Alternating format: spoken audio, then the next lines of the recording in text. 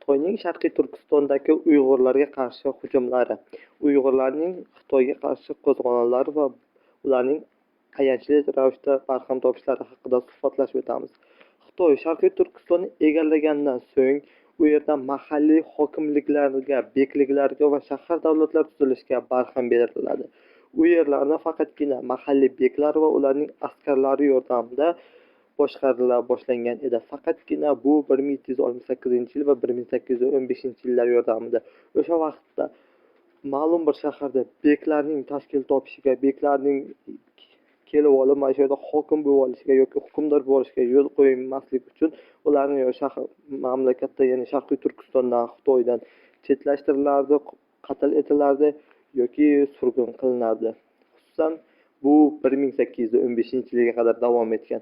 Aynan 1815-yillarda Oxun boshchiligida, Ziyovuddin Oxun boshchiligidagi qo'zg'olon ko'tariladi.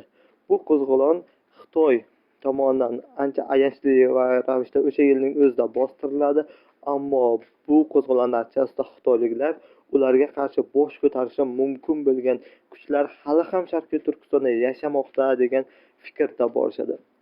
Va bundan so'ng esa bu Ziyovuddin Oxunning o'g'li va yana bir necha bor qo'zg'olonlar ko'tariladi.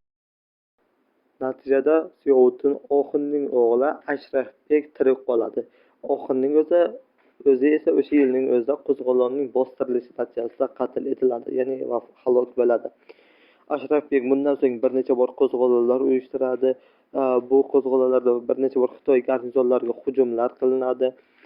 Ammo bu bilan Sharqiy Turkiston mustaqil bo'lib qolmaydi yoki Sharqiy Turkistonda ozodlik uchun kurashlar tugamaydi ham. Shu bilan bizning tarix haqidagi, Sharqiy Turkiston, Xitoy haqidagi sonlarimizdan bittasi yakuniga yetdi. Agarda bu sonlarni yana ko'rmoqchi va kuzatmoqchi bo'lsangiz, obuna bo'ling, like bosing va izohlarda o'z fikrlaringizni qoldiring.